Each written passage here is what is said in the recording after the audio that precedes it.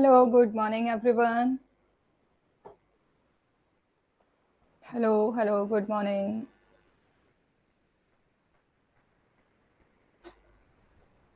कैसे हो सभी लोग? और सबसे पहले सभी लोगों को चैत्र नवरात्रि की हार्दिक शुभकामनाएं। माता रानी आप सभी लोगों को ज्ञान दे, ज्ञान क्या ही दे, मतलब आपको तरक्की की ओर लेकर जाए और आप जिस भी एग्जाम के लिए प्रिपरेशन कर रहे हो उस एग्जाम में आपको सफलता मिले, बस यही मेरी कामना है भगवान जी से। ओके, सो जल्दी से सभी लोग ज्वाइन कर लीजिए एंड आई होप सब लोगों का आज फास्ट होगा, है ना?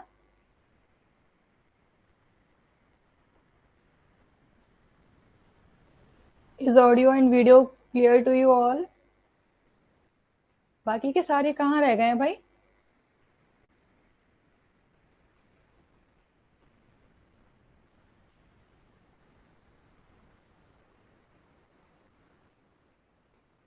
पता नहीं कहाँ रह जाते हैं।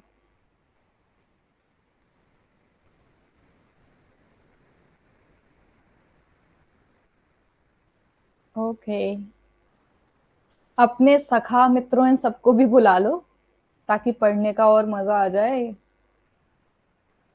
पता नहीं यार, मैं भी तो फोन से ज्वाइन करती हूँ, मेरा तो जल्दी ज्वाइन हो जाता है।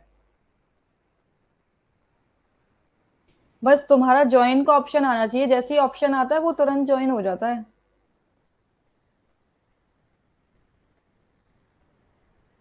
पता नहीं क्या सीन है।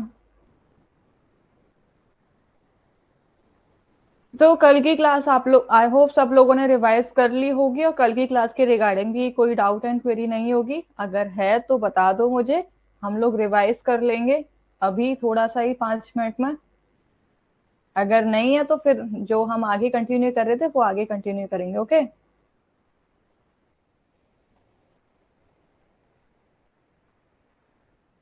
अच्छा, पता नहीं, आपको तो आई गेस स्टार्टिंग से ही प्रॉब्लम हो रही है ना?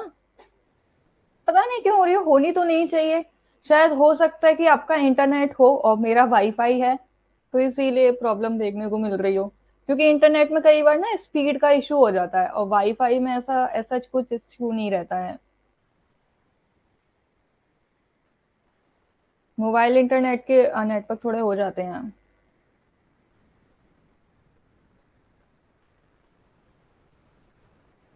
चीज हो जाती है। Anyways, good morning, good morning.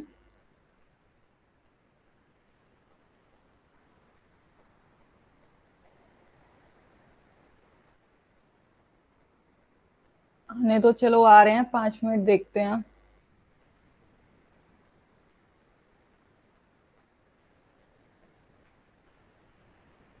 Okay, काम करो, अच्छी सी सिम यूज कर लो, कहीं ऐसा तो नहीं है। अब एक मुझे ये भी तो नहीं पता किस सिम का नेटवर्क है जो अच्छे नहीं आते हैं।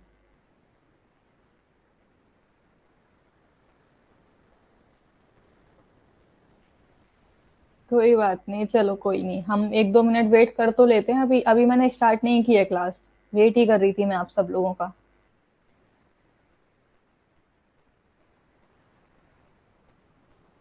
चलिए तो शुरू कर लेते हैं, एक बार फिर से वेलकम कर लें सभी लोगों का। Hello everyone, I am Akanksha Mathur, your UGC NET home science paper 2 faculty. Welcome you all on fill up form platform and happy Navratri to everyone. चलिए। हाँ बस वही है, सेवक सबका, वही उसी को यूज किए जा रहे हैं सब लोग। बट होपफुली मेरा नहीं है वो। तो ये आपके सोशल मीडिया प्लेटफॉर्म है, आप इनको ज्वाइन कर सकते हो। और टेलीग्राम चैनल जिसने भी ज्वाइन नहीं किया है वो ज्वाइन कर लेना। And the Telegram handle is home science UGC NET fill form. Okay, तो ज्वाइन कर लेना, जिस किसी को भी ज्वाइन करना है वो ज्वाइन कर सकते हो। बाकी के आप ऑफर आपका आ गया है फिर से। नवरात्रि स्पेशल ऑफर चल रहा है जहाँ पे 50% तक का डिस्काउंट मिल रहा था। होली पे जो ऑफर था उस पे कम ऑफर था, लेकिन अभी आपका बढ़ा दिया गया है। तो अगेन किसी को परचेस करना है कर लेना भाई, आप ही लोगों का फायदा है। अपने फ्रेंड सखा मित्र जो भी हो उनको अगर शेयर करना हो शेयर कर देना ताकि वो लोग भी ज्वाइन कर लें। अगर कोई किसी का हृदय परिवर्तन हो गया हो कि नहीं भाई हमें अपनी यूजीसी नेट की प्रिपरेशन करनी है, तो उनको जाके शेयर कर देना, वो ज्वाइन कर लें ताकि। ओके, तो देखो कल हमने जो किया था उसको 5 मिनट में क्विक रिवीजन हम लोग कर लेते हैं। तो वृद्धि हमने देखा था कि वृद्धि क्या होती है कि आपकी फिजिकल सेंस में होती है, जो एक आपकी क्वांटिटेटिव वे में होती है ना, जिसको सिर्फ आप माप सकते हो, जैसे कि आपकी हाइट हो गई और वेट हो गई, और ये एक पर्टिकुलर पॉइंट पे आके रुक जाती है, राइट। और आपका जो डेवलपमेंट होता है ये क्वांटिटेटिव और क्वालिटेटिव दोनों ही होता है। ये जैसे ही आपने मदर के वॉर्म में आओ तो तब से लेके जीवन पर्यंत चलने वाली प्रक्रिया होती है, और ये आपका वेल प्लान्ड होता है। इसको आप प्रिडिक्ट भी कर सकते हो क्योंकि आपको पता है किस स्टेज के बाद में दूसरी स्टेज कौन सी आने वाली है, ठीक है।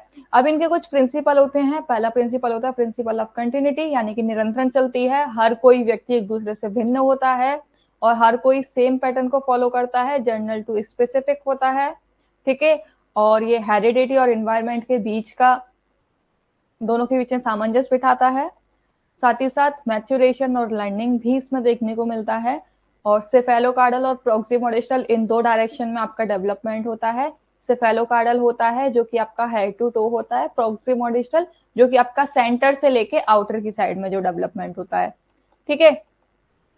बाकी का इसको आप प्रेडिक्ट कर सकते हो, जैसे कि अभी हमने देखा कि आप बता सकते हो किस स्टेज के बाद में दूसरी स्टेज कौन सी आने वाली है, ठीक है। और ये रिवर्सेबल नहीं होता है, आप आगे तो बढ़ सकते हो लेकिन आप पीछे नहीं जा सकते हो, ठीक है। और इसके दो डोमेन हमने पढ़े थे, एक होता है आपका फिजिकल सेंस में ही पढ़े थे मोटर डेवलपमेंट, जो आपके दो तरीके से देखने को आपको मिले थे, gross motor skills and fine motor skills.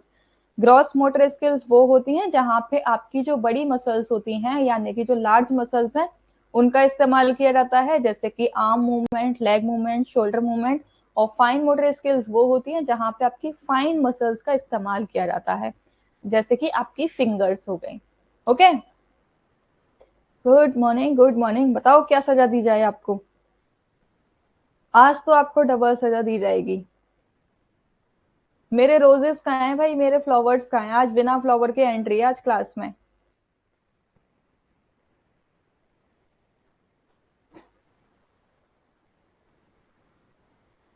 अच्छा, किस किसने सुबह उठ के पूजा कर ली ये बताओ? सब करके आए हो? सब भक्तों?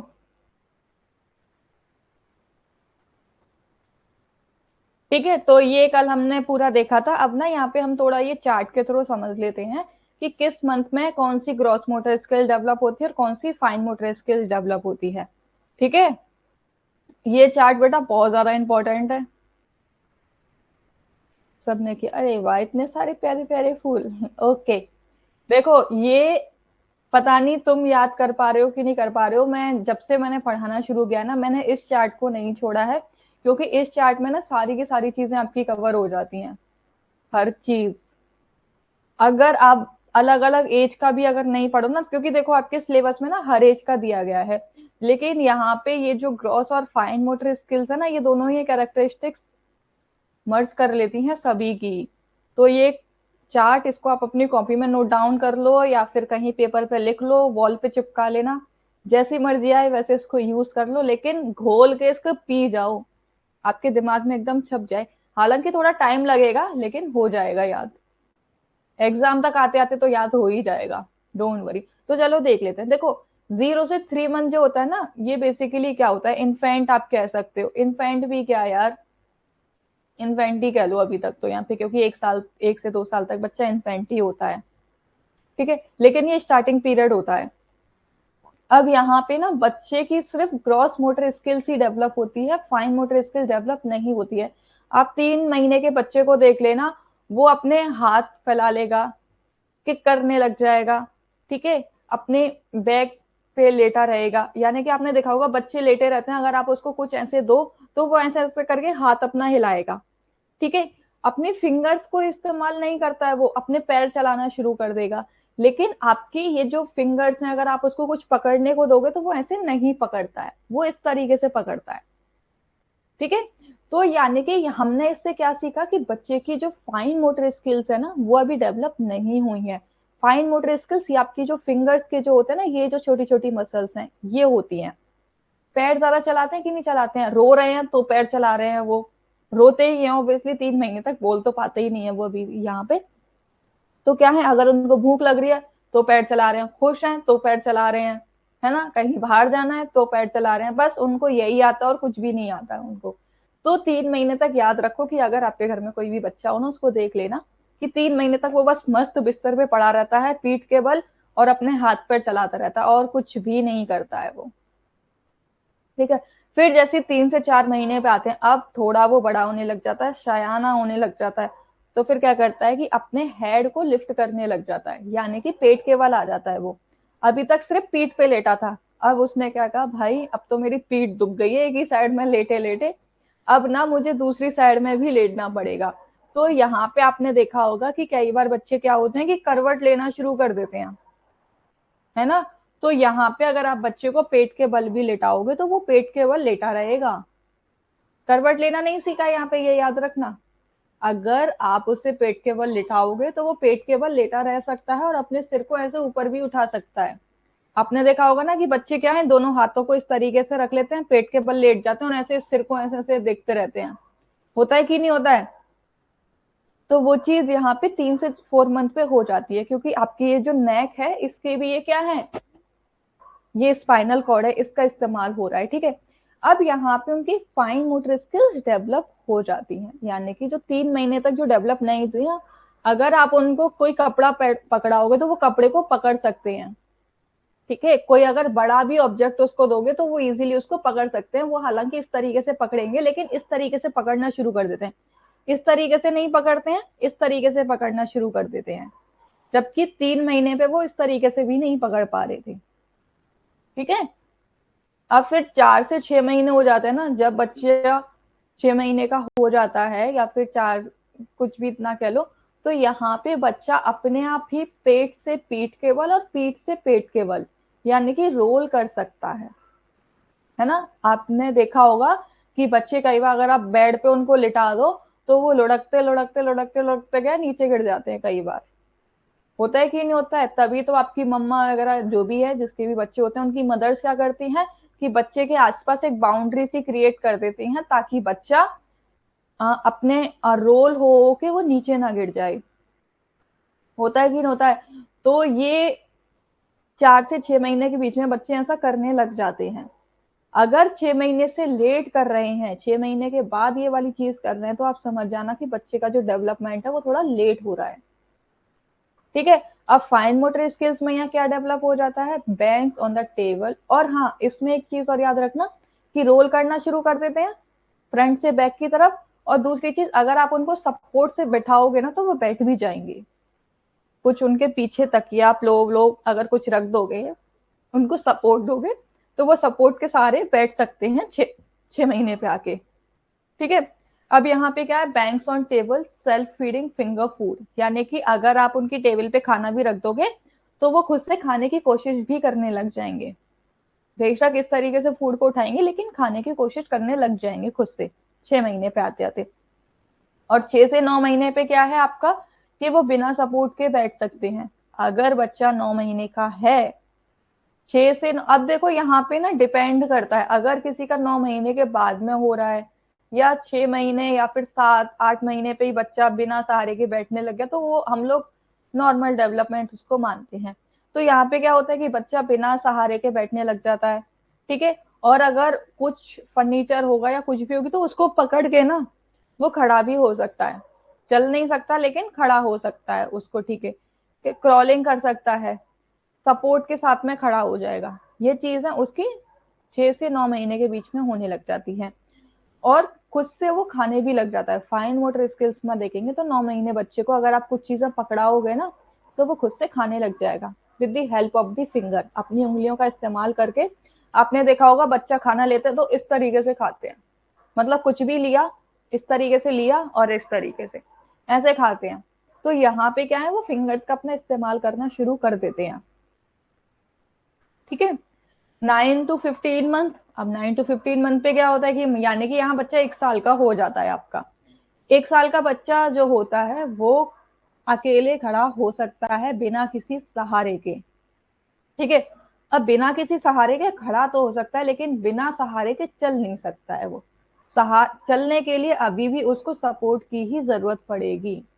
तभी तो आपने देखा होगा कि एक हाथ किसी ने, एक हाथ दादा ने पकड़ा, एक हाथ दादी ने पकड़ा, चलो बेटा अब हम चलाएंगे, चलने की प्रैक्टिस कराएंगे तुम्हें। ठीक है। और आपने देखा होगा कि बच्चे वॉकर में बैठना शुरू कर देते हैं, तो वॉकर में क्या उनको सपोर्ट मिलता है, सपोर्ट के साथ ही तो वो चल रहे हैं, खुद से नहीं चल रहे हैं ना, सपोर्ट के साथ में चलना शुरू कर देते हैं। तो 1 साल का बच्चा चलना तो शुरू कर देता है, लेकिन सपोर्ट के साथ में, अपने आप नहीं चल सकता है। ठीक है।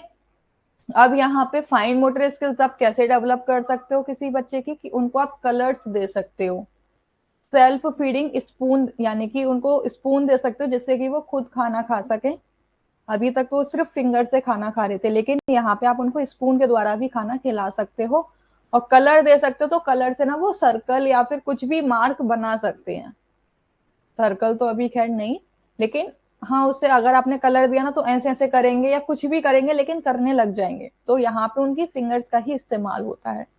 अब जैसे ही बच्चा 15 से 18 महीने के बीच में आ जाता है, ठीक है, तो यहाँ क्या होता है कि वो अभी तक तो सहारे से चलना शुरू कर रहा था, लेकिन बिना सहारे के चलना शुरू कर देता है, लेकिन सहारे से सीढ़ियां चढ़ना शुरू कर देता है।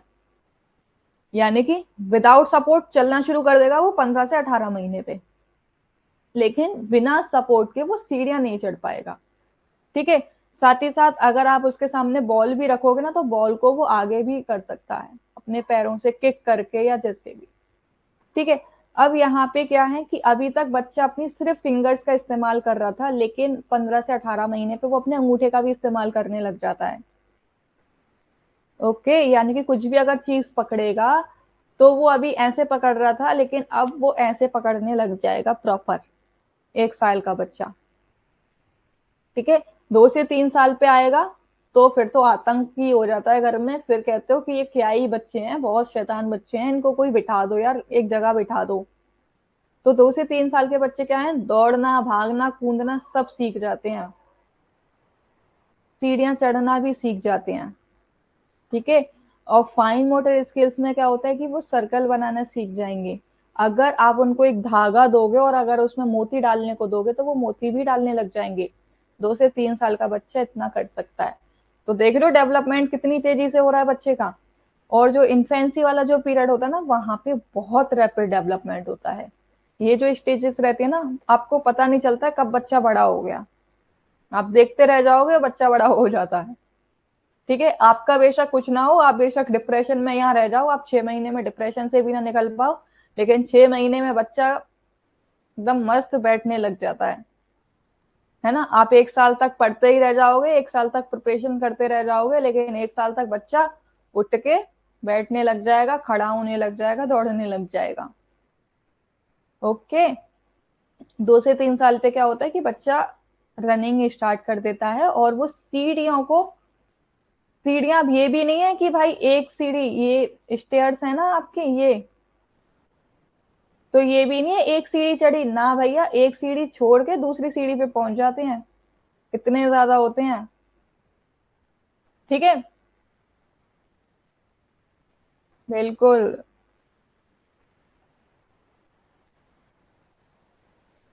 तुम बच्चों को रोको, अगर रोकते हो ना तो वो और काम करते हैं। तो इसीलिए पता है, एक और चीज आपको बताती हूँ, कभी भी बच्चों को ना मत बोलो, जो मैं कल एग्जांपल आपको दे रही थी।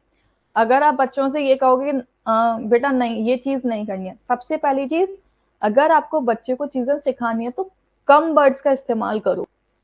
आप अपने एक्शंस को, आईज को, इन सबको ज्यादा इस्तेमाल करो, बोलो कम लेकिन करो ज्यादा। वो वाली चीज यहाँ पे बच्चों के लिए बहुत वर्क करती है। जैसे कि अगर 1 से 2 से 3 साल पे बच्चे क्या है कि आजकल तो प्री स्कूल में डाल देते हैं, तो वहां पे क्या है, अगर बच्चा स्कूल से आया है तो वहां बच्चे को क्या है कि उसने शूज अगर ऐसे ही रख दिए, तो वहां पे क्या है, आपने शू रैक खोली और वहां बच्चे को सिर्फ उसका नाम लिया और के शूज, वो समझ जाएगा कि मम्मा शूज रखने की बोल रही हैं, तो वो अपने आप ही कर देगा। लेकिन अगर आप उसको ये कहोगे कि आप स्कूल से आए और आपने अभी भी शूज अपने रैक में नहीं रखे हैं, ये अच्छी मैनर्स नहीं होते हैं, तो बच्चा क्या करेगा कि आपकी बातों को अनसुना कर देगा और वो काम नहीं करेगा। वहीं पे अगर आप बच्चे से सिर्फ कम बोलोगे कि बेटा शूज, और रैक खोल दोगे, अपने आप आएगा, शूज उठाएगा और रैक में रख के चला जाएगा। क्यों? क्योंकि बच्चों को ना कम वर्ड समझ में आते हैं, ज्यादा अगर आप उनको बोलोगे तो वो उनको समझ में नहीं आता है। तो इसीलिए बच्चों से कम शब्दों में बात करनी चाहिए। बहुत स्मार्ट होते हैं वो। ठीक है। और 4 से 5 साल के बच्चा क्या होता है, दौड़ना कूदना भागना यानी कि एकदम आतंक मचा देते हैं। आपको शांति नहीं मिलेगी, इतना हो जाते हैं 4 से 5 साल का बच्चा। वो बिल्कुल थकते ही नहीं है, आप उनको कितना भी दौड़वा लो, कितना भी जंप करवाओ, कुछ भी करवाओ, वो बिल्कुल नहीं थकेंगे। और फाइन मोटर स्किल्स में क्या होता है कि वो अभी तक सिर्फ सर्कल बना रहे थे। हमने देखो कल पढ़ा था ना कि बच्चे सर्कल बनाना पहले सीखते हैं, स्क्वायर बनाना बाद में सीखते हैं। तो यहाँ पे वही चीज आ गई, 2 से 3 साल का बच्चा सर्कल बना सकता है, लेकिन 4 से 5 साल पे आके वो स्क्वायर भी बना सकता है, अपने शू लेस भी टाई कर सकता है। ठीक है। और अगर आप उसको कैपिटल लेटर्स दोगे इस तरीके से जो बच्चे को दिए जाते हैं डॉट डॉट में, तो वो उनको भी इस तरीके से ड्रॉ कर सकता है। आप कभी जाना नर्सरी क्लास में जाना, एलकेजी यूकेजी क्लास में जाना, वहां देखना बच्चे को अगर आप ये काम दोगे ना तो वो बहुत एक्साइटमेंट के साथ में करते हैं और कर भी लेते हैं। अगर आपको कभी ये एक्सपीरियंस मिले तो देखना। अगर कोई भी यहाँ पे सीडी बैकग्राउंड का हो, जिसके पोस्ट ग्रेजुएशन में स्पेशलाइजेशन सीडी रहा हो, तो उनको ये सारी चीजें पता होंगी, इंट्रेंसिप एंड ऑल इन सब में कराया जाता है ये। ठीक है। तो यहाँ तक कोई भी कंफ्यूजन बताओ अब, कुछ भी ऐसा जो ना समझ में आया हो यहाँ तक। तो देख रहे हो ये चार्ट कितना इंपॉर्टेंट है, यहाँ से आपकी ऑलमोस्ट हर चीज कवर हो गई है।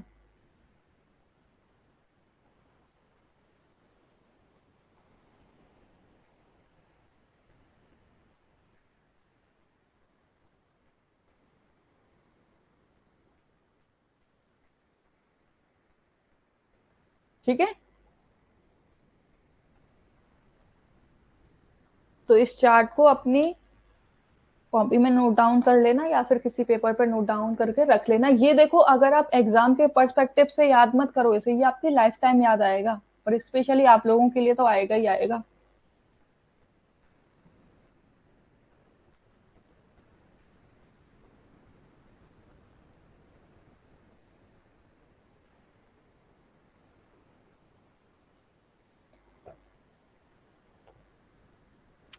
तो इसीलिए इसको नजरअंदाज मत करना। डिटेलिंग में आगे भी है, डोंट वरी, लेकिन ये सहूलियत के लिए ना ये चार्ट डाल दिया है ताकि क्विक रिवीजन हो जाए इससे। अदरवाइज जिस किसी को भी डिटेलिंग में पढ़ना है वो डिटेल में भी पढ़ सकते हो, ऐसा कुछ नहीं है। अब देखो यहाँ पे ना हम ये बच्चों की बात कर रहे थे, तो ये प्रीनेटल पढ़ लेते हैं क्योंकि प्रीनेटल डेवलपमेंट भी हमें पढ़ना है। ये स्टार्टिंग में ही मैंने आपको पूरा ये चार्ट समझा दिया, तो अब एक एक करके इसको देख लेते हैं हर एक स्टेज के बारे में। ठीक है। अब यहाँ देखो, जो आपका प्रेगनेंसी का जो पीरियड होता है, ठीक है, प्रेगनेंसी पीरियड आपका 39 to 40 वीक्स का होता है, यानी कि आप कह सकते हो इन शॉर्ट 200 डेज का होता है। लेकिन कहीं कहीं आप लोगों ने देखा होगी 37 वीक्स भी लिखे हुए हैं, 38 वीक भी लिखे हुए हैं। तो ये क्या होता है कि 37 या 38 वीक अगर आपको प्रेगनेंसी कहीं देखने को मिल रही है, तो वो आपकी प्री टर्म बेबी कहलाता है, यानी कि प्री मैच्योर जो डिलीवरी हो जाती है ना आपकी, यानी कि वक्त से पहले ही बच्चा जो होता है, यानी कि 7वें महीने पे आपने देखा होगा कि बहुत सारे बच्चे हैं जो कि बर्थ ले लेते हैं, तो वो आपका प्री मैच्योर बेबी या फिर प्री टर्म बेबी के नाम से उनको जाना जाता है। अदरवाइज जो नॉर्मल जो डिलीवरी का जो टाइम होता है, नॉर्मल प्रेगनेंसी जो टाइम पीरियड होता है वो 39 to 40 वीक्स का होता है। ठीक है, जो कि आपके 200 डेज का होता है। राइट। और ये जो आपका पूरा प्रेगनेंसी जो पीरियड होता है ना, इसको आपके जेस्टेशनल पीरियड कहा जाता है।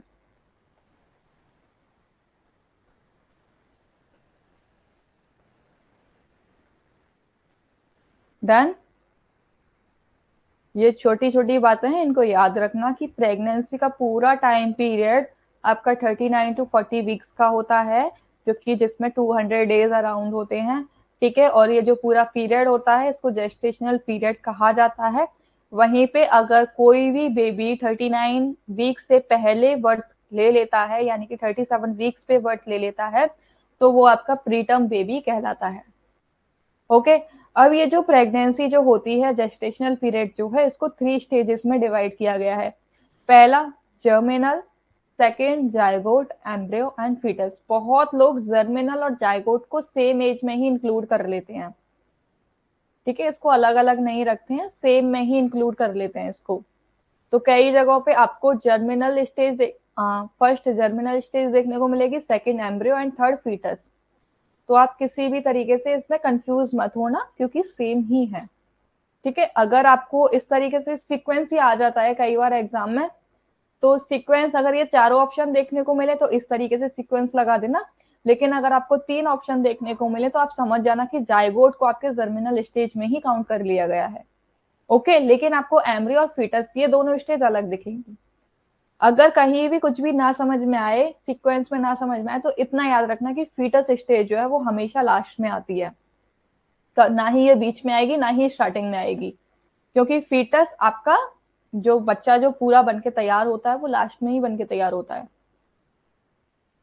देखो, प्रीनेटल डेवलपमेंट हम यहाँ पढ़ रहे हैं, यानी कि कोई भी एक बच्चा है जब वो मदर के वॉर्म में जाता है तो उसका डेवलपमेंट किस तरीके से होता है। तो ये जो आपका मदर के वॉर्म में गया है, तो ये आपका फेज क्या कहलाता है, प्रेगनेंसी फेज कहलाता है। इसका जो टाइम पीरियड होता है ये 39 टू 40 वीक्स का होता है। यानी कि अगर कोई भी बच्चा डेवलप हो रहा है तो बच्चे को डेवलप होने में पूरा टाइम जो लगता है वो 200 डेज का लगता है, ठीक है, यानी कि जो कि आपके 39 टू 40 वीक्स होते हैं।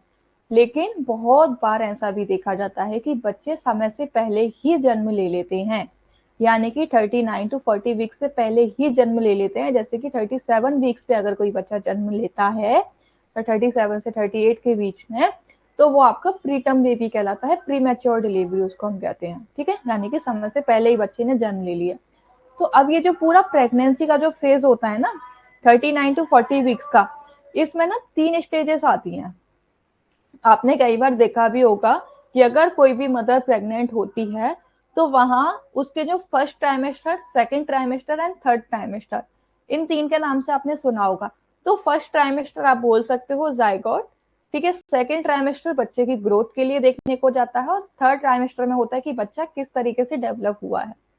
उसी को आपको यहाँ अलग नाम से डिवाइड कर दिया है, जहां पे पहली स्टेज होती है आपकी जर्मिनल, जिसको आप फर्स्ट ट्राइमेस्टर भी कह सकते हो, सेकंड है आपका embryonic, second trimester, and third है फीटल स्टेज, यानी कि आपकी थर्ड, ठीक है। अगर आपको कहीं भी एग्जाम में ये 3 नाम देखने को मिले तो ये भी ठीक है, और अगर कहीं पे जर्मिनल, जायगोट, एम्ब्रियो और फीटस ये देखने को मिले तो ये भी ठीक है। बस इस वाली स्टेज में क्या कर दिया है कि जायगोट को भी जर्मिनल स्टेज में ही काउंट कर लिया है, लेकिन यहाँ पे जर्मिनल और जायगोट दोनों को अलग अलग कर दिया है। जर्मिनल स्टेज क्या है कि सिर्फ आपने कंसीव किया बेबी को, ठीक है, स्पर्म और ओवम दोनों आपस में फर्टिलाइज हुए, ठीक है, तो वहां पे क्या है, बच्चा कंसीव हो गया यूट्रस वॉल पे जाके, ठीक है। तो वो आपका जर्मिनल पीरियड कहलाता है। अब 1 से 2 वीक में जैसे ही वो डेवलप होना शुरू हो जाता है वो आपका जाइगोट कहलाता है। यानी कि आपने अगर स्टार्टिंग में स्कैन कराने जाओगे, फर्स्ट ट्राइमेस्टर में जाओगे, तो सिर्फ आपको बच्चे का कुछ भी डेवलप नहीं होगा, सिर्फ आपको इतना दिखेगा। ये जो होता है ये आपका जाइगोट कहलाता है। एक सेल आपको देखने को मिलेगा, ठीक है, जो कि आपके 1 से 2 वीक पे होता है। वहीं पे अगर आप 3 से 8 वीक देखोगे, यानी कि जब आपकी प्रेगनेंसी के 3 से 8 हफ्ते अगर हो जाते हैं, तो उन 8 हफ्तों को पीरियड ऑफ एम्ब्रियो कहा जाता है, ठीक है, जहां पे भ्रूण बनना शुरू हो जाता है। अब फिर उसके बाद में, हाँ, ये और याद रखना कि जब तक जो बच्चा है मदर के वॉर्म में है वो भ्रूण ही कहलाता है, ठीक है। अब उसके बाद में आपका 9 to 38 वीक का टाइम पीरियड आता है, 38 कह लो या 39 कह लो या 40 कह लो, कुछ भी आप कह सकते हो। तो ये जो 9 to 40 वीक्स का जो टाइम पीरियड होता है, इसको आपका पीरियड ऑफ फीटस के नाम से जाना जाता है। यानी कि यहाँ पे जो बच्चा जो डेवलप हो गया है, उसके सारे ऑर्गन्स हैं वो डेवलप हो चुके हैं, उनका डेवलपमेंट होना शुरू हो जाता है, ठीक है। यानी कि बच्चे के हाथ भी बन चुके हैं, पैर भी बन चुके हैं, आई, सारे ऑर्गन्स उसके बन चुके हैं। अब बनने के बाद में बच्चा डेवलप होना शुरू होने लग जाता है, यानी कि उसकी हाइट, वेट, ये सारी चीजें, सिर का साइज, ये सब चीजें बढ़ना शुरू हो जाती हैं आपके 9 to 38 वीक्स या फिर 39-40 वीक्स भी आप कह सकते हो। ये पूरा आपका प्रेगनेंसी फेज होता है। अब इन हर पीरियड में क्या क्या चीजें बच्चे में डेवलप होती हैं वो थोड़ा आप आगे देख लो। देखो ये इस तरीके से होता है पूरा प्रेगनेंसी। जैसे ही आपका वॉर्म में, मदर वॉर्म में फीटस जाता है तो इस तरीके से डेवलप होता है। 9 मंथ पे ना ये फीटस स्टेज, यानी कि 9 मंथ पे बच्चा बनना शुरू होता है। फिर 12 वीक्स पे उसके सेक्स ऑर्गन को आप डिफ्रेंशिएट कर सकते हो, यानी कि सेक्स ऑर्गन जो है वो पूरी तरीके से डेवलप हो जाते हैं। हाँ मैं वो सारी चीज बताऊंगी, अभी हर चीज बताऊंगी, बस थोड़ा धैर्य रखो। ठीक है। 16 वीक्स पे बच्चे की फिंगर्स और टो डेवलप हो जाते हैं, ये उसी सब चीजों के बारे में है। आज तो आप बहुत लेट हो गए हो, ऑलमोस्ट आधी क्लास कंप्लीट हो चुकी है। ओके दिख नहीं रहा है, चलो मैं यहाँ इस तरीके से ड्रॉ कर दे रही हूँ। देखो ये जो इस तरीके से है ना, ये आपका 9 वीक पे बनना शुरू होता है, यहाँ पे फीटस बनना शुरू हो जाता है। ठीक है। फिर उसके बाद में ये बच्चे का सिर, यानी कि आपको दिखेगा ये छोटा सा बच्चा, राइट। ये 12 वीक पे होता है, जहाँ पे बच्चे के सेक्स ऑर्गन को भी आप डिफ्रेंशिएट कर सकते हो, इज शी गर्ल और इज ही बॉय, ये आप डिफ्रेंशिएट कर सकते हो। ठीक है, बॉय और गर्ल में यहाँ पता चल जाता है। 16 वीक पे क्या होता है कि बच्चे की फिंगर्स बनना शुरू हो जाती हैं हाथों की, यानी कि हाथ पैर उसके डेवलप होना शुरू हो जाते हैं। ये इस तरीके से है। डन। यानी कि बच्चे के पैर और हाथ बनना शुरू हो जाते हैं 16 वीक पे। 20 वीक पे क्या होता है कि बच्चा सुनने लग जाता है। ये देखो,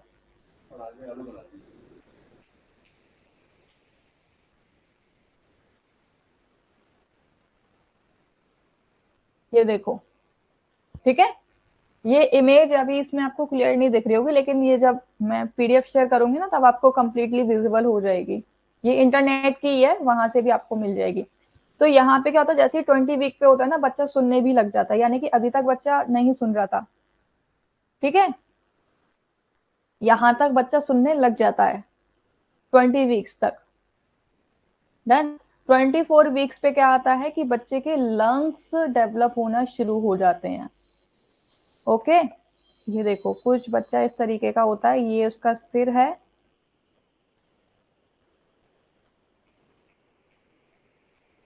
ठीक है, इस तरीके से बच्चा डेवलप हो जाता है। ओके, है सच्ची, वो तो मुझे पता है भाई, अवार्ड जो जीते हैं मैंने पेंटिंग में। अब अगर तुम मजाक में बोल रहे हो तो पता नहीं, लेकिन भाई यहाँ है, पर घमंड कभी नहीं किया। चलो, तो 9 वीक पे क्या है, फीटल स्टेज डेवलप हो जाती है। 12 वीक पे सेक्स ऑर्गन डेवलप हो जाते हैं। 16 वीक पे फिंगर्स और टो डेवलप हो जाती है। ये सारी चीजें अभी डिटेलिंग में मैं बताऊंगी पूरी, लेकिन इस अगेन मैंने ये चार्ट लगा दिया है कि आपको इधर उधर भागने की जरूरत ना मिले, एक एक ही जगह पे आपको सारी चीजें मिल जाए। ठीक है। अब जैसे ही बच्चा 28 वीक का होता है ना, तो उसका ब्रेन जो है वो रैपिडली ग्रो करना शुरू हो जाता है, यानी कि अभी तक सिर्फ छोटा सा था उसका सिर, लेकिन 28 वीक्स पे आते आते उसका सिर काफी बड़ा हो जाता है। ठीक है, यहाँ पे ये देखो, इस तरीके से बच्चा रहता है। ये बच्चे के कान। ठीक है, तो 28 वीक्स पे उसका ब्रेन डेवलपमेंट शुरू होता है। 32 वीक्स पे क्या होता है कि उसकी जो बोन्स होती हैं वो बोन्स पूरी तरीके से डेवलप हो जाती हैं, यानी कि अभी तक यहाँ पे सॉफ्ट जो बोन थी वो ठीक है, लेकिन 32 वीक्स तक पूरी की पूरी बोन्स डेवलप हो जाती हैं। ओके, ये देखो आपने एक चीज नोटिस की है कि इस ड्राइंग में मैं हर इमेज आपकी साइज में डिफरेंस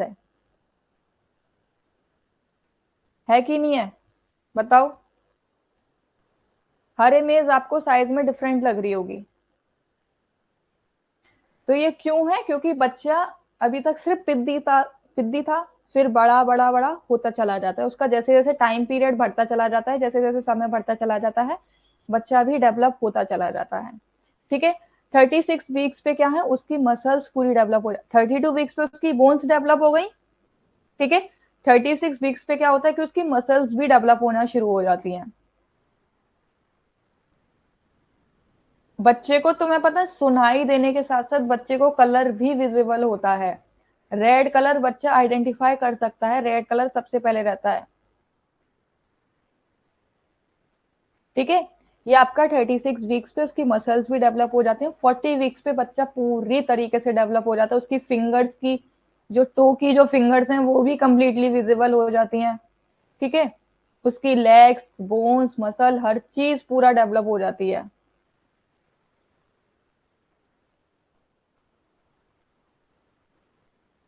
ठीक है,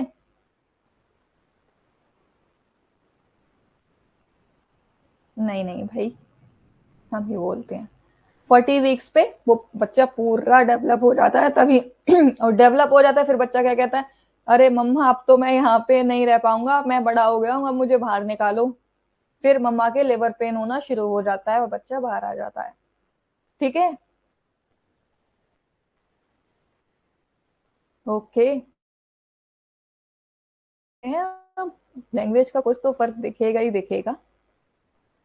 अब इसको ना थोड़ा डिटेलिंग में पढ़ लेते हैं अगेन। ये चार्ट अगर बना पाओ तो बना लेना, अच्छा रहेगा आप ही लोगों के लिए। नहीं बना पाओ तो कोई दिक्कत नहीं है, मुझे तो कोई हुई नहीं। बाकी आपकी जैसी श्रद्धा अपनी। नेटवर्क इशू तुम्हें भी देखने को मिल रहा है क्या?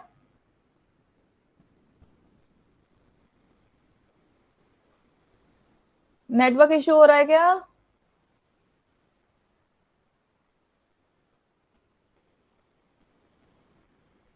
लो भाई, नजर लग गई, वाकई में नजर बहुत रियल है।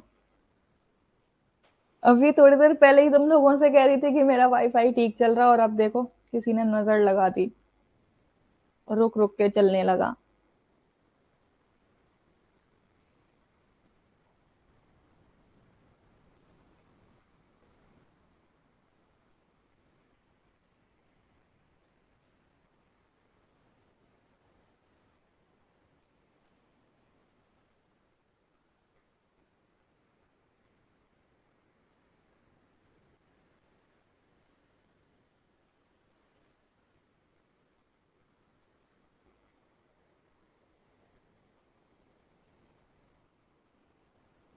चलो अब शायद क्लियर हो गया, अब नहीं है।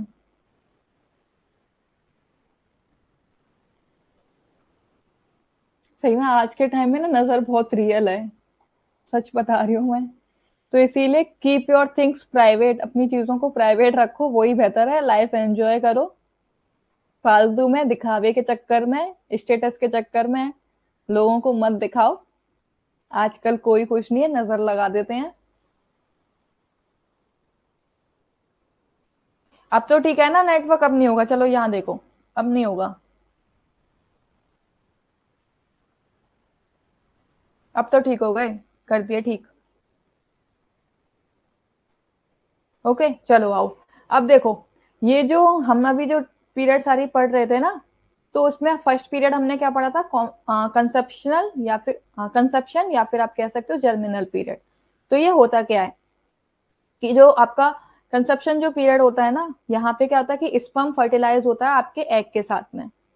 यानी कि जो आपका ओवरीज जो होती हैं वहां पे स्पर्म एंटर किया आपके यूट्रस में। यानी कि मदर के यूट्रस में, जो मदर टू बी है, जो मदर बनने वाली है, वहां पे क्या है कि मदर के यूट्रस में जो एग हैं ऑलरेडी, उन एग के साथ में स्पर्म टकराता है और दोनों आपस में फर्टिलाइज करते हैं। जैसे ही फर्टिलाइज करते हैं आपका जाइगोट बन जाता है। ठीक है, जाइगोट बन जाता है जो कि सिर्फ वन सेल स्ट्रक्चर होता है, सिर्फ इतना होता है ये आपका जाइगोट कहलाता है।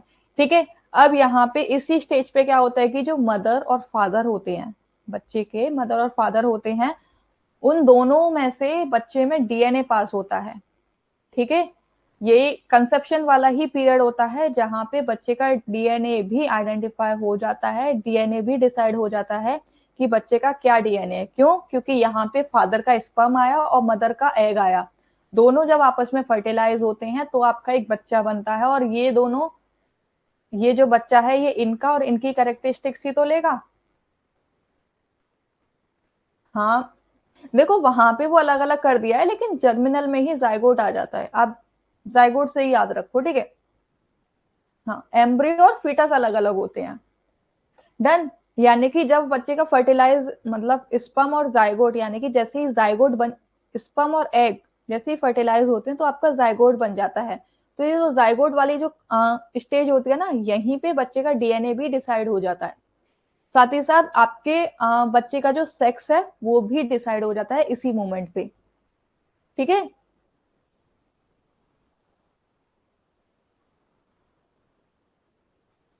चलो अभी बताएंगे। तो यहीं पे देखो, जैसे ही आपका जो बेबी है, जो भ्रूण है, जाइगोट है, वो मदर यूट्रस में इम्प्लांट होता है, वैसे ही उसका डीएनए भी डिसाइड हो जाता है और उसका क्या सेक्स रहने वाला है वो भी डिसाइड हो जाता है इसी पॉइंट पे। क्यों? क्योंकि यहाँ पे फादर के स्पर्म और मदर का एग, ये दोनों मिलते हैं। आप लोगों ने देखा होगा कि जो फादर जो होते हैं उनमें कौन से एक्स वाई देखने को मिलता है और मदर में सिर्फ एक्स एक्स देखने को मिलता है। अगर फादर ने एक्स रिलीज किया है, ठीक है, तो मदर से भी एक्स आया है, तो ऑब्वियसली बात है एक्स एक्स यानी कि गर्ल्स होने के चांसेस हैं। अगर फादर का वाई और मदर का एक्स है तो यहाँ पे एक्स वाई आएगा, it means 50 chances of boy, यानी कि लड़का और लड़की होने के 50-50 चांसेस रहते हैं इसीलिए। ठीक है। गुड मॉर्निंग अनुराधा जी, इतना लेट आज आप क्लास में? एंड आई गेस बाकी की क्लास आप ले रहे हो या नहीं ले रहे हो? फर्स्ट क्लास के बाद आज देखे हो आप मुझे? क्या इशू है बेटा? मुझे लाइव क्लासेस में नहीं दिखते हो, आई गेस रिकॉर्डेड ले लेते हो तो मुझे नहीं पता।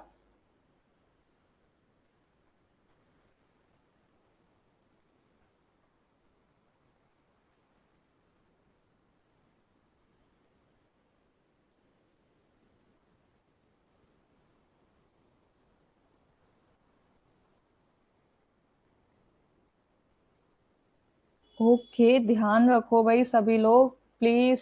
आई request you to everyone, please take care of your health. अब मुझे एक बात बताओ, ये जो मैं बोल रही हूँ एक्स एक्स एक्स वाई, ये क्या होते हैं? बच्चा क्या लेता है पेरेंट्स से? क्या कहा जाता है इनको? ठीक है। ये जो बच्चे में जो पास होते हैं वो गुणसूत्र कहलाते हैं। गुणसूत्र क्या होता है? क्रोमोसोम। यानी कि फादर का एक्स क्रोमोसोम गया और मदर का एक्स क्रोमोसोम हुआ तो एक्स एक्स यानी कि गर्ल्स 50% चांसेस। और अगर फादर का वाई क्रोमोसोम रिलीज हुआ और मदर का एक्स, तो यानी कि यहाँ पे एक्स वाई हो जाता है, यानी कि 50% चांसेस ऑफ बॉयज। ठीक है। एग्जैक्टली क्रोमोसोम कहे जाते हैं ये। ठीक है। गुणसूत्र, गुणसूत्र नहीं होते, गुणसूत्र। ये तो तुम लोगों ने 10th में भी पढ़ा होगा अपना, इसको पढ़ाने की जरूरत नहीं है। सबको पता है कि लड़का कैसे होता है, लड़की कैसे होती है, सब एजुकेटेड हो। ओके, तो इसीलिए यहाँ पे जैसे जाइगोट इम्प्लांट होता है ना, तो उसका डीएनए भी डिसाइड हो जाता है और उसका सेक्स ऑर्गन भी डिसाइड हो जाता है। फिर आती है आपकी पीरियड ऑफ जाइगोट, जो कि 1 to 2 वीक का होता है। ठीक है, इसका जो टाइम पीरियड होता है 1 से 2 वीक का ही टाइम पीरियड होता है, इसीलिए इसको ना जाइगोट ना कह के हम लोग जर्मिनल कह देते हैं। जो हमने पीछे कैरेक्टरिस्टिक्स पढ़ी ना, वो सब यहाँ भी इसी में इंक्लूड कर लेते हैं। लेकिन अब देखो पढ़ लो, ये क्या होता है, ये जो पीरियड होता है ना, लास्ट 2 वीक ऑफ फर्टिलाइजेशन, यानी कि जो फर्टिलाइजेशन हुआ ना उसके लास्ट 2 वीक का पीरियड होता है ये। अब यहाँ पे क्या होता है कि जो 4th डे होता है, यानी कि आपने जो कंसेप्शन किया है उसका जो 4th डे है, याद रखना कंसेप्शन जो किया है उसका जो 4th डे है, वहां पे आपके 60 से 70 सेल्स हैं वो पाए जाते हैं। ठीक है। यानी कि 60 से 70 कोशिकाएं वहां मौजूद होती हैं। एक वहां पे होलो भी होता है, यानी कि एक खोखली होती है, तो वहां पे क्या है कि उसमें ना फ्लूइड भरा रहता है, यानी कि 60 से 70 सेल्स कोशिकाएं हैं वहां पे। उन 60 से 70 कोशिकाओं में ना आपका एक इस तरीके से होता है वो पूरा। तो ये जो पूरा होल टाइप में ना, इसमें ना फ्लूइड भरा होता है, और जो द्रव्य जो इसमें भरा होता है ना, ये आपका कहलाता है ब्लास्टोसाइट। इसको याद रखना, ये जो द्रव्य रहता है इसको कहते हैं हम लोग ब्लास्टोसाइट। अब ये जो ब्लास्टोसाइड है ना, इसके अंदर भी सेल्स होते हैं, और जो इसके अंदर जो छोटे छोटे, देखो अभी दिखाऊंगी इसकी इमेज, इस तरीके से ये पूरा होता है। ठीक है। अब यहाँ पे ना इसके इस तरीके से छोटे छोटे सेल्स होते हैं। तो ये जो छोटे छोटे सेल्स होते हैं ना, इनको हम कहते हैं एम्ब्रियोनिक डिस्क। क्या कहते हैं? एम्ब्रियोनिक डिस्क कहते हैं, जो कि न्यू ऑर्गेनिज्म डेवलप करने में और आउटर सेल, न्यू ऑर्गेनिज्म जहां से क्या है, न्यू ऑर्गन डेवलप होता है और आपकी आउटर सेल जो है वो डेवलप हो जाती है। और जैसे ही आपके न्यू ऑर्गन डेवलप होते हैं और आउटर सेल बनना शुरू हो जाती है, वो आपका कहलाने लग जाता है ट्रोफोब्लास्ट। और ये जो ट्रोफोब्लास्ट होता है, ये बच्चे को प्रोटेक्शन प्रोवाइड करता है और नरिशमेंट भी प्रोवाइड करता है। ठीक है, आपने बच्चा देखा होगा कि जो बच्चा होता है वो एक कवर के अंदर रहता है, तो वो ताकि वो प्रोटेक्ट रहे, झटके वगैरह इन सबसे बचाया जा सके। अब इनको ना अलग अलग नाम से और जाना जाता है, वो अभी आगे और देखो। देखो, जैसे ही 7th to 9th डेज पे इम्प्लांटेशन होता है ना, अभी हमने क्या है 4th डे पढ़ा था, जहां पे सिर्फ आपका एक छोटा सा सेल था, जहां पे 60 से 70 कोशिकाएं थी, उसमें द्रव्य था, और द्रव्य में क्या है आपकी एम्ब्रियोनिक डिस्क बनी। एम्ब्रियोनिक डिस्क बनने के बाद में आपका क्या हुआ, ट्राफोब्लास्ट बना, ट्रोफोब्लास्ट बना। ठीक है, अब 7 से 9वां दिन जो होता है, वहां पे इम्प्लांटेशन जो होता है, वहां पे ट्रोफोब्लास्ट बन के आपका तैयार हो गया। जो ट्रोफोब्लास्ट बन के जो तैयार होता है ना, वहां पे जो वो मेम्ब्रेन से बना होता है, तो इसको हम लोग किस नाम से कह देते हैं फिर, एमनियो। ठीक है, एमनियो के नाम से कहते हैं, जहां पे आपका जाइगोट जो है, जो भ्रूण है, वो आपके एमनियोटिक फ्लूइड के अंदर रहता है। ठीक है, यानी कि जो द्रव्य जो रहता है ना, उसको एमनियोटिक फ्लूइड के नाम से जाना जाता है। और ये जो आपका एमनियो होता है ना, यानी कि जो एमनियोटिक फ्लूइड जो है, ये क्या काम करता है कि जो आपके मदर के वॉर्म में ना टेम्परेचर को कंट्रोल रखने का कार्य करता है, ताकि बच्चे को प्रॉपर टेम्परेचर मिल सके। ठीक है, और उसको अगर मूवमेंट हो रहे हैं, कुछ झटके लग रहे हैं, तो उससे भी उसको सेफ्टी मिल सके। ट्रोफोब्लास्ट आपके जो सेल्स, यानी कि 7 से 9वां दिन हो गया, तो वहां पे सेल्स डिविज, देखो सबसे पहले एक सेल होता है, फिर आपके 2 सेल, 4 सेल, इस तरीके से आपके सेल्स ना डिवाइड होते चले जाते हैं, मल्टीप्लाई होते चले जाते हैं। तो एक स्टेज ब्लास्टोसाइट से बनने के बाद में आपका जो सेल बनता है ना, वो आपका ट्राफोब्लास्ट बनता है, ट्रोफोब्लास्ट बनता है। तो ट्रोफोब्लास्ट ये वाली जो स्टेज होती है ना, तो इसमें क्या है कि आपका एमनियोटिक फ्लूइड जो है ना, वो बन जाता है। और जो एमनियोटिक फ्लूइड होता है, यही एक तरीके से आपने देखा होगा द्रव्य जो होता है, पानी टाइप में आपने देखा होगा, तो ये जो होता है ना, इसी के अंदर बच्चा रहता है। और बच्चा जब इसके अंदर रहता है, तो उसका टेम्परेचर जो है, वहां का अंदर का जो टेम्परेचर है, वो मेंटेन रहता है। ठीक है, जो कि ये जो एमनियोटिक फ्लूइड जो था, जो द्रव्य था, ये क्या काम कर रहा है कि बच्चे को झटके नहीं लगने देता है, मूवमेंट वो इजीली कर लेता है। अब फिर एमनियोटिक फ्लूइड बनने के बाद में यॉर्क सैक होता है, इसमें अभी पूरी इमेज दिखाऊंगी तो उससे आपको क्लियर हो जाएगा। यॉर्क सैक होता है, जो कि ब्लड सेल्स को प्रोड्यूस करने में हेल्प करता है लिवर, जब तक कि आपका यकृत, ठीक है, स्पिलन और बोन मैरो परिपक्व नहीं हो जाते हैं, तब तक आपको ये योग जो है वो आपकी हेल्प करता है। ठीक है, अब देखो यहाँ पे, ये देखो, ये पूरी इमेज है, इससे अब आप समझने की कोशिश करो। ये मदर का वॉर्म है, ये तो इसको आप बेशक छोड़ देना, क्योंकि ये आपका नहीं है, ये जो चिक होती है ना, उसका है, चिकन उसका है, तो ये आपको देखने की जरूरत नहीं है। ये आपका ह्यूमन का है, इसको आप देखो, ये वाला। तो ये मदर का वॉर्म है। ठीक है, तो ये जो आउटर लेयर होती है ना, इसको क्रोनियो कहा जाता है। ठीक है, क्या कहा जाता है, क्रोनियो, जिसको आप ब्लास्टोसाइट कह रहे थे। फिर उसके बाद में यहाँ पे एमनियो आ जाता है, ये जो आपको ब्लू ब्लू कलर का दिख रहा है ना, ये आपका एमनियो कहलाता है। ठीक है, जहां पे आपका एमनियोटिक फ्लूइड रहता है। ये आपका होता है एम्ब्रियो, जिसको जाइगोट से क्या है, ये एम्ब्रियो बन जाता है। अभी आप देखो यहाँ पे आप कुछ भी आइडेंटिफाई नहीं कर पा रहे हो ना, बच्चे के हाथ पैर कुछ भी नहीं दिख रहे हैं आपको, कुछ नहीं दिख रहा होगा। ठीक है, फिर उसके बाद में ये एम्ब्रियो होता है, फिर उसके बाद में एलेंटियोस होता है। एलेंटियोस क्या है, इस तरीके से जो, इसको आप एम्बलिकल कॉर्ड भी कह सकते हो। एम्बलिकल कॉर्ड ये वाली होती है, ये जो है ना आपको, जिससे बच्चा मदर से और बच्चे से जुड़ा रहता है। ठीक है, ये होता है आपका यॉर्क सैक, द्रव्य जो होता है। एमनिकल कॉर्ड से क्या होता है कि बच्चा मदर से कनेक्टेड रहता है उसी के थ्रू। अब यहाँ पे ये चीज आप जो देखने को मिलती है, ये आपका फीटल पोर्शन होता है, ये आपका प्लेसेंटा कहलाता है। ठीक है, ये वाला फीटल का है और ये मदर का है। ये प्लेसेंटा क्या होता है, अम्बिलिकल कॉर्ड क्या होती है, ये सब चीजें भी देखो।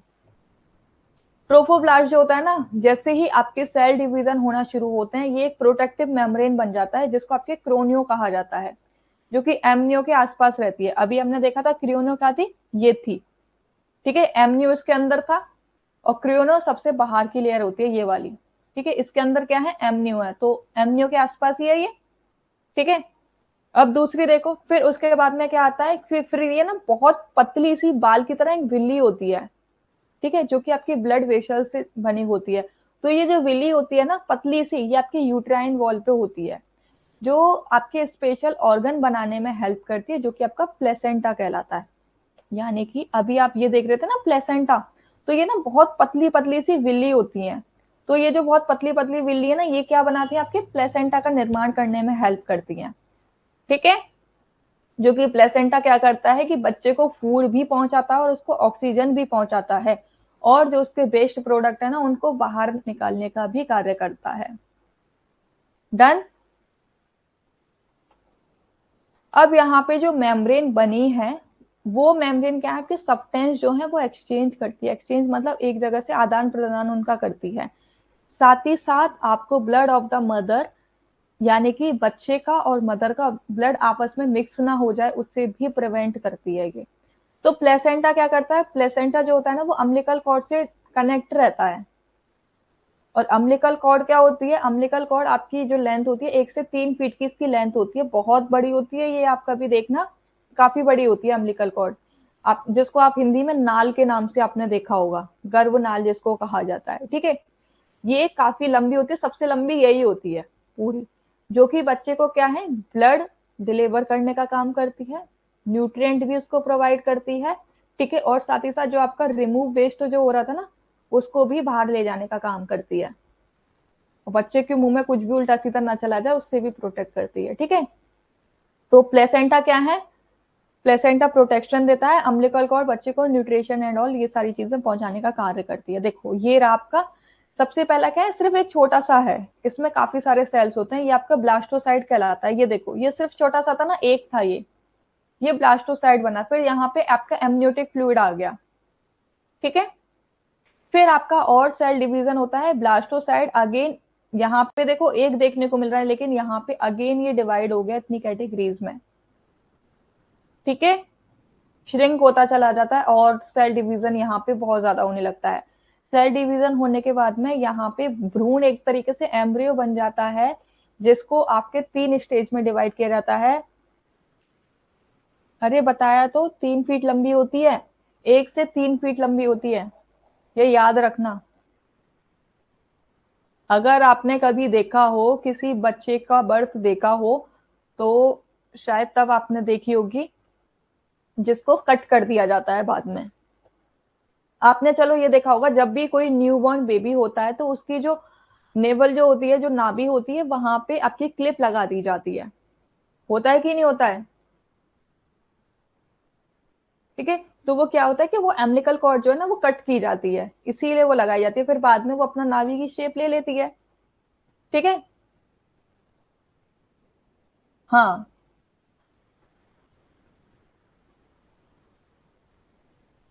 हाँ बिल्कुल होता है भाई, बिल्कुल होता है, बच्चा अटक जाता है वहां पे, फंस जाता है। हाँ बिल्कुल बिल्कुल, मदर की नाड़ी से और बच्चे की नाड़ी को जोड़ के रखने का कार्य अम्बिलिकल कॉर्ड ही करती है, ठीक है। ये इमेज आप देख लेना, ठीक है। और एम्ब्रियो वाली स्टेज हम लोग कल पढ़ेंगे, क्योंकि अगेन ये पूरा डिटेलिंग है, अगर अभी पढ़ाया आप कंफ्यूज हो जाओगे, तो इसीलिए फर्स्ट और सेकंड स्टेज को अच्छे से देख लेना। कोई भी कंफ्यूजन हो मुझसे पूछ लेना, क्लास को दोबारा देख लेना, अगर इंटरनेट पे आपको कुछ दिखता है तो वहां से भी देख लेना, ओके। यहाँ पे कौन सा ऑर्गन सबसे पहले बनता है बच्चे में, वो सारी चीजें हम लोग कल देखेंगे, क्योंकि आज पढ़ाया तो सारा तुम लोग कंफ्यूज हो जाओगे और कुछ भी आपको समझ नहीं आएगा। Okay bye bye everyone, take care, मिलते हैं कल सेम टाइमिंग पे 10 AM, कोई भी लेट मत होना भाई।